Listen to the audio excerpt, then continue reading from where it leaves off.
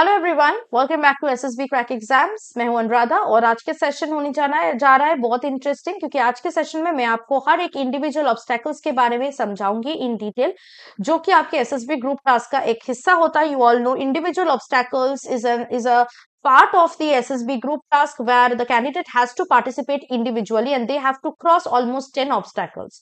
तो आज मैं कुछ स्ट्रैटेजी बताऊंगी, कुछ टिप्स दूंगी और उसके साथ साथ मैं हर एक ऑब्स्टेकल्स को कैसे करना है वो भी मैं डिटेल में डिस्कस करूंगी। Starting with obstacle number 1 is single ramp jump. ये दिखने में कुछ ऐसा होता है जिसमें एक स्ट्रक्चर में एक रैम्प रखा होता है। So in order to cross this obstacle you are expected to run from a distance, go over the ramp and land on the sand pit. ठीक है, आपको थोड़ा डिस्टेंस से रनिंग स्टार्ट करना है, रैम्प के ऊपर से जाके आपको सैंड पिट में गिरना है। ठीक है, तो ये single ramp jump, this is actually very easy. Second obstacle होता है डबल बैरल जंप और लॉन्ग जंप। इसमें होता है मिट्टी में दो वर्टिकली लेंथ वाइज बैरल्स रखा जाता है और आपको थोड़े डिस्टेंस से स्टार्ट करना है running and then you have to jump over the barrels और the drums buried in this ground and you have to land in the sand pit. This is also a very easy obstacle. The third obstacle is balancing beam. Balancing beam में 3 wooden beams होते हैं जो कि ऐसे criss cross वे में place किया जाता है, एक ऐसे, एक ऐसे, एक ऐसे। आपको इस ऑब्स्टेकल को क्रॉस करना है by climbing on either side of the beam. आप इससे भी क्लाइंब कर सकते हो, इस साइड से भी क्लाइंब कर सकते हो और आपको अपने आप को बैलेंस करते हुए इस बीम के ऊपर से जाकर दूसरे साइड से उतरना पड़ता है। तो अगर आपने इस साइड से स्टार्ट किया, इसके ऊपर से जाके, इसके ऊपर से जाके आपको इस साइड से उतरना पड़ता है, वाइस वर्सा। ठीक है, getting down in between is not permitted. अगर आप इसके ऊपर चढ़ने के बाद फिर नीचे चले आए, फिर उठे ऊपर, तो ये परमिटेड नहीं होगा। This is also a very easy obstacle.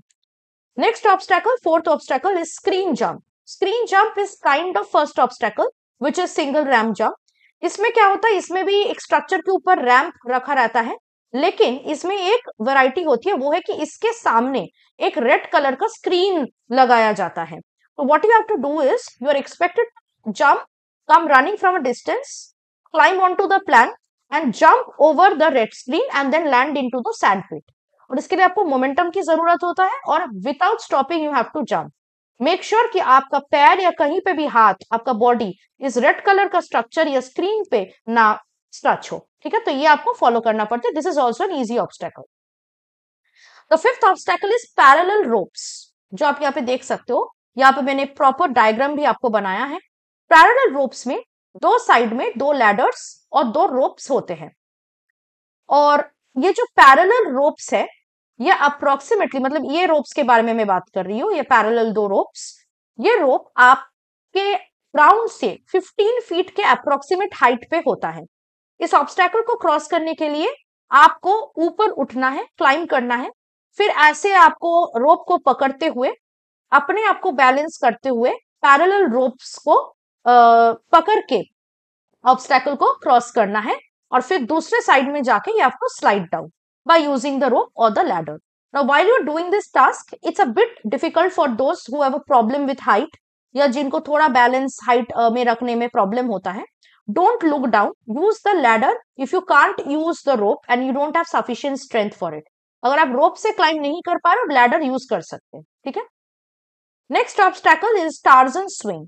Torsion swing में एक प्लेटफॉर्म होता है, ओके, और एक लैडर होता है जो कि ग्राउंड से आप देख सकते हैं, there will be a platform, ठीक है, which is 8 feet from the ground approximately. एक लैडर होता है, इस लैडर से आपको चढ़ के ऊपर जाना पड़ता है। ऊपर पहुंचते ही आपको एक free end of the rope का एक एंड बंधा रहता है सामने और दूसरा जो फ्री एंड है रोप का वो आपको दिया जाता है। So you have to hold the rope as highly as possible. जितना हाईली आप पकड़ सकते हो रोप को, उतना ऊंचा आपको पकड़ना है, स्ट्रेच करना है खुद को and then fold both legs. आपको लेग्स अपने फोल्ड करके बिल्कुल टार्जन की तरह स्विंग करते हुए, ठीक है, इमेजिनरी रेड लाइंस को क्रॉस करते हुए सैंड पिट में गिरना है। तो सैंड में जो इमेजिनरी रेड लाइंस होते हैं वो 2 रेड ब्रिक से बनाया जाता है। तो आपको जो है ग्राउंड को बिल्कुल टच नहीं करना है before you land on to the sand pit, और वो रेड लाइंस जो है, जो कि रेड ब्रिक से बनाया जाता है, उसको भी टच नहीं करना है। ठीक है, this is also easy obstacle. Next is obstacle number 7 and it is double platform. इसमें दो प्लेटफॉर्म्स रहते हैं, एक 10 फीट का हाइट में रहते हैं, एक 5 फीट के हाइट में रहते हैं, और सामने सैंड पिट रहता है। आप इस डायग्राम को फॉलो कर सकते हो, एक 10 फीट के हाइट में, एक 5 फीट के हाइट में रहते हैं। क्रॉस दिस ऑब्स्टैकल बेसिकली आपको पहले लैडर के सहायता से 10 फीट वाले हायर प्लेटफॉर्म में उठना है, चढ़ना है, and then you have to jump on the lower platform of 5 feet and then on the ground. आपको टोज में लैंड करना है, मतलब पैर की उंगलियों पे लैंड करना है, otherwise you may trip and fall down. Don't touch the sides painted in red. इसके दो साइड्स रेड में पेंटेड होता है, आपको दो साइड्स बिल्कुल टच नहीं करना है। This is also comparatively easy. Next obstacle is obstacle number 8 and it is double ditch. Double ditch में दो डिच रहता है और दो डिच के बीच में, ठीक है, एक फ्लैट सरफेस जो आपको यहाँ पे देखने को मिल रहा है, एक फ्लैट सरफेस रहता है।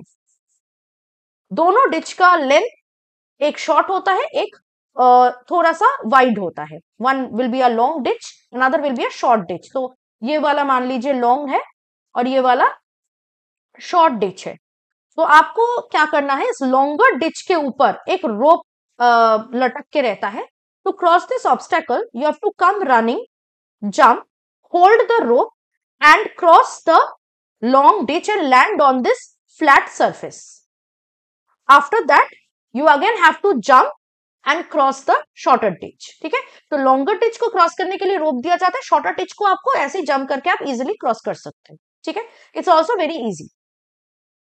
Next is 9th obstacle and this is commando walk. Commando walk बहुतों के लिए डिफिकल्ट होता है because of the height and also because of the balancing. बहुत नैरो होता है तो ये थोड़ा डिफिकल्ट हो सकता है, but with concentration and focus you can easily achieve it. इस ऑब्स्टैकल में एक नैरो प्लैंक रहता है, आप देख सकते हैं कितना नैरो प्लैंक है। नैरो प्लैंक रहता है, इसके ऊपर ऐसे विक्ट्री स्टैंड बनाए रहते हैं, इसको विक्ट्री स्टैंड कहते हैं। So narrow plank will be there on which a victory stand will be made in the middle and the height of this total platform or the structure will be 10 feet from the ground। काफी ऊंचा होता है। दोनों side में ladders लगे हुए रहते हैं। आप कोई भी एक साइड से उठोगे, रैंप के ऊपर से चल के जाओगे, विक्ट्री स्टैंड पे चढ़ोगे, ओके, और फिर उसको क्रॉस करते हुए नेक्स्ट वाले लैडर से नीचे आओगे। तो थोड़ा सा ये प्रॉब्लमेटिक होता है, so don't look down, concentrate, focus ahead. बहुत अच्छे से बैलेंस करके खुद को जाना पड़ता है। और आप देख सकते हैं दोनों साइड में रेड कलर्स किया हुआ है, यहाँ पे आप देखो red colours are made, that means you will not touch your feet or your body or your hands will not touch those red portions. You have to be very very careful and you have to give full concentration and focus while you are crossing this obstacle. It is actually a bit difficult. The last obstacle is tiger leap. Tiger leap is a very easy one. इस obstacle में एक platform होता है जो कि 10 feet के height का होता है और आपको लैडर से इसके ऊपर चढ़ना पड़ता है। उसके सामने एक रोप लगा रहता है। In order to cross this obstacle you have to leap like a tiger, क्योंकि रोप थोड़ा दूर में लगा रहता है, उसका फ्री एंड आपको नहीं दिया जाता, रोप थोड़ा दूर में लटकता है। तो आपको टाइगर की तरह छलांग लगाना है, रोप को पकड़ना है और फिर धीरे धीरे करके आपको नीचे आना है। इसके लिए आपको आर्म स्ट्रेंथ की बहुत जरूरत होती है, इसलिए कुछ कैंडिडेट्स के लिए ऑब्स्टैकल थोड़ा सा डिफिकल्ट हो जाता है।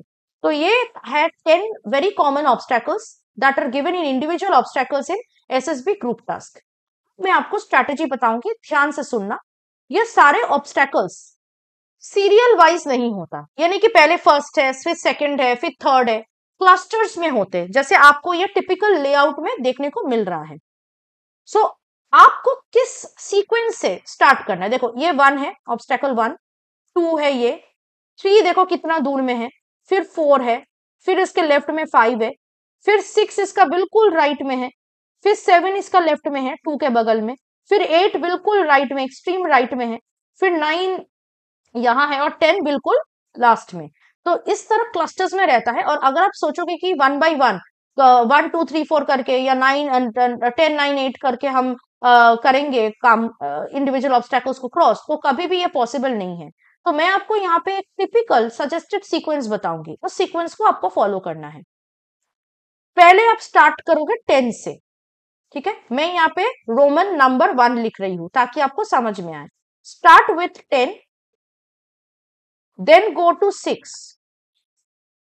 देन गो टू 8 क्योंकि ये राइट वाले क्लस्टर में है, ठीक है। उसके बाद आपको आना है मिडिल वाले में, 9th ऑब्स्टेकल में। उसके बाद आपको जाना है 4th में, 4th ऑब्स्टेकल। उसके बाद आपको जाना है लगे हाथ, उसी के बाद 3 ऑब्स्टेकल, ऑब्स्टेकल 3 है तो उसको कर लेना है। उसके बाद आपको आना है 5 में क्योंकि उसी के बगल में है। फिर आपको आना है 1 में, देखिए यहाँ पे 1 में आ जाइएगा इधर। फिर आप जा सकते हैं 2 में और लास्टली 7 में। अगर 1 एंड 2 आपसे नहीं हो पा रहा है and you are running out of time, so go and do 7। At least आपका मेजर एम होगा 52 पॉइंट्स स्कोर करना, at least 52 points you have to score minimum. अब मैं थोड़ा स्कोरिंग का बता देती हूँ। According to the number of the obstacle the marks is given to that is 10th obstacle को 10 मार्क्स दिया जाता है, 6th ऑब्स्टेकल को 6 मार्क्स, 8th ऑब्स्टेकल्स को 8 मार्क्स एंड सो ऑन। तो टोटल इंडिविजुअल ऑब्स्टेकल का मार्क्स रहता है 55। उसमें से अगर आप 52 मार्क्स या 52 पॉइंट स्कोर कर रहे हो that is more than enough. 3 minute का टाइम दिया जाता है to do all these 10 obstacles. अगर आपके पास टाइम बच रहा है you can repeat as many obstacles as you want. तो अगर आपके पास टाइम बच रहा है I would suggest you to go and try doing highest number of obstacle that is either 10 और 9 और 8, क्योंकि अगर आप ये ऑब्स्टेकल्स को दोबारा करेंगे तो आपको उतना ही मार्क्स ऐड होता जाएगा। तो obviously we will try adding more marks, right. तो फिर ये 55 के बाद +10 हो जाएगा, +10 marks, +9 marks and so on.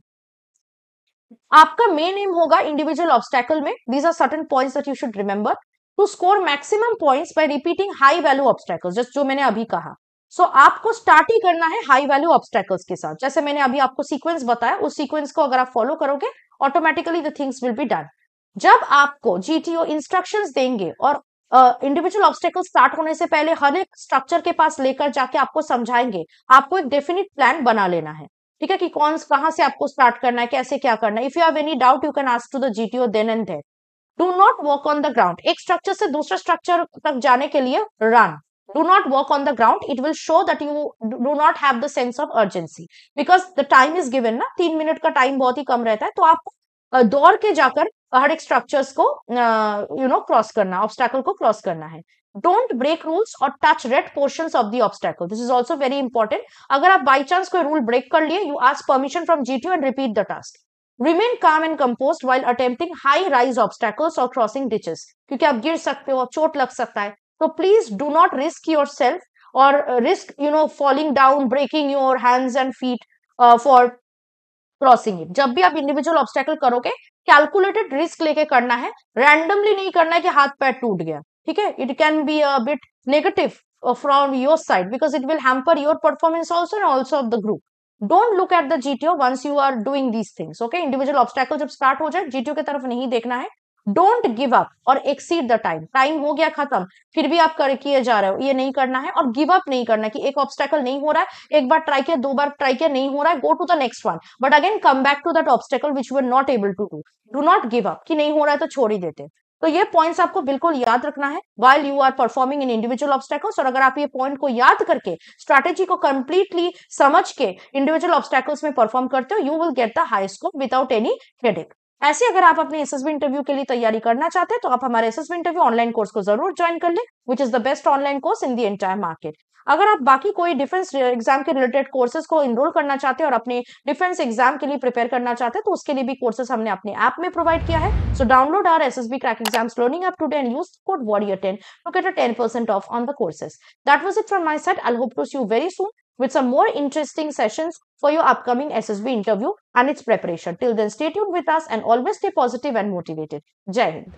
अगर आप एक डिफेंस एस्पिरेंट हैं और SSB interview, NDA, CDS, AFCAT जैसे एग्जाम्स के लिए प्रिपेयर कर रहे हैं तो आप एसएसबी क्रैक एग्जाम्स के कोर्स को चेक करना ना भूलें। आप हमारी लर्निंग एप्लीकेशन को गूगल प्ले स्टोर से भी डाउनलोड कर सकते हैं।